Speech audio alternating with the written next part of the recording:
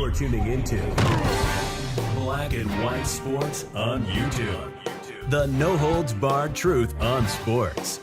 The main event starts now. All right, Black and White Sports supporters. Well, I got a couple things in this video about the WNBA and Caitlin Clark. Most notably, a very prominent WNBA player has come out and broken the cycle of hate, I guess, against Caitlin Clark, as she has come out and just said, and she's one of my favorite players in the entire league in the WNBA. And that, of course, is one Arike Ogunbowale. I hope I said your name right. But nonetheless, she balled out the other night in the WNBA All-Star game, had 34 points. But before we get into that, we're going to get into, ESPN. Again, I have just about quit watching ESPN. The only time I ever watch ESPN is if I'm watching actual live sports. If I want to watch Pat McAfee, I'm going to watch him on YouTube. I'm not giving ESPN any extra time. So, we've got an ESPN writer here taking a shot, Brittany Danielle, who is a ESPN writer for ESPN's Anscape. What is that? I mean, she's a senior writer, editor. I've never even heard of it. All right, seriously, but the AP put out this tweet about Arike Ogunbowale and Caitlin Clark leading the WNBA All-Stars to victory. And she said Caitlin Clark had 4 points, ... Well, she also had a WNBA rookie record 10 assists in the game. And I don't know if anybody noticed, the only player that Team USA played real defense on was Caitlin Clark. That should tell you about all you need to know about how some of these players feel, seriously. So this person, who's obviously pretty miserable in life and probably a big Angel Reese fan, came out and made that comment. And then she got destroyed. Absolutely crushed. Seriously. The headline is accurate. Caitlin Clark had 10 assists. Yes, she led the team as well. Arike is the MVP and should be. She should have won the MVP. No doubt about it. It wasn't close.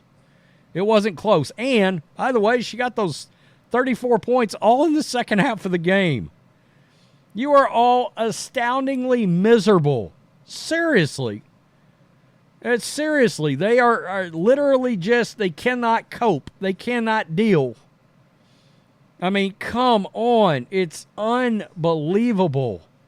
Anyone who actually knows basketball understands it's not always about scoring. Great game to the women. This person, just keeping it real. That's 4 more points than you had. I really like that. And 10 assists and 2 steals was a +4. Thank you. I mean, I just don't get it. Seriously, 10 assists right there. Point guard can lead the team without scoring much. Happens all the time. I mean, God almighty, it's nuts. An ESPN senior editor mad that the most popular player, widely responsible for the largest growth in the league, has ever seen was included in a headline where, one, they won the game, and she was the leading vote getter, and she had 10 assists. As a representative, the worldwide leader in sports, this is an odd stance to take. Not if you know ESPN. Not if you're keeping up with ESPN. My God, it's weird. I mean, it's so crazy. It's so crazy that this is where we are with ESPN. But the last 10 years, they've become woke, unwatchable dog shit. The whole network. And 10 assists against the U.S. women's roster. She fed the players with sick passes. She had some unbelievable passes. The Caitlin hate train is slowly derailing. All the WNBA players are warming up to her.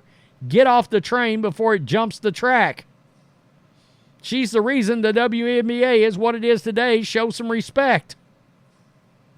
It's crazy. Maybe you should cry about it. It's wild. It really is. How about we end on this one? Assists matter because they set up points. And without her, only a quarter of the people would have watched. So, yeah, she kind of helped. I mean, it's just wild. These people are truly miserable, and it's just crazy. So, that takes us over to Arike, right? She was asked about playing with Caitlin on SportsCenter. She didn't hesitate to let everybody know that she admired Caitlin's game. Quote, I've been a fan of hers since she's been in college because I just love hoopers.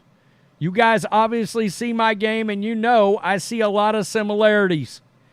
I just love her. She's an amazing player. You know, Indiana is definitely lucky to have her. She's one of my favorite players in the league as well.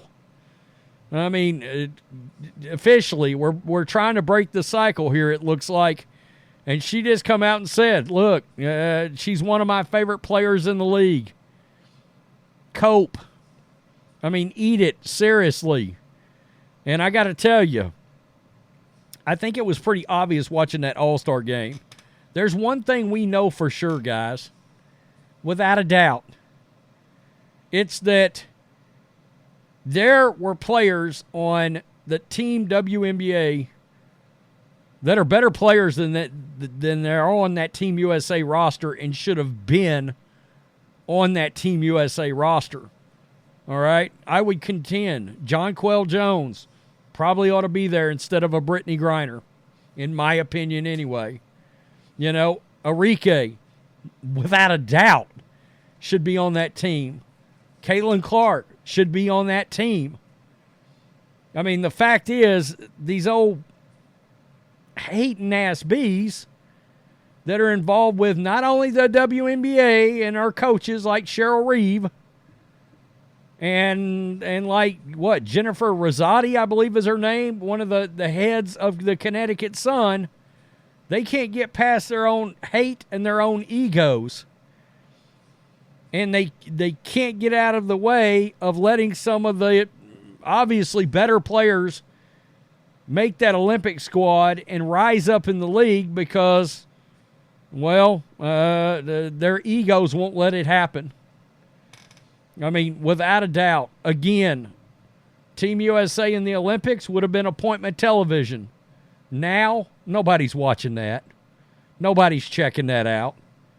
It'll draw this is what you need to know. It'll draw 2.5 times minimum less viewers than it would have if Caitlin Clark would have been on the team.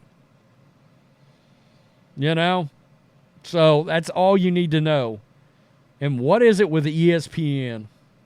Seriously, I brought up the fact that there's a coach on the pregame show and on their cast, the 4 people they got that are talking about games, and her Caitlin Clark hate, along with Monica McNutt's, just comes right out. There's no faking it. There's no hiding it. She can't stand Caitlin Clark. McNutt either. And they're part of the ones that's leading the parade, trying to desperately keep Angel Reese in the Rookie of the Year conversation. Yeah, it's over. Only the media believes that she ought to even sniff that trophy. She's not even in the zip code. Tell me what you think. Peace. I'm out. Till next time. Thanks for watching the show. Be sure to like, comment, and subscribe. Be sure to tune in next time on Black and White Sports.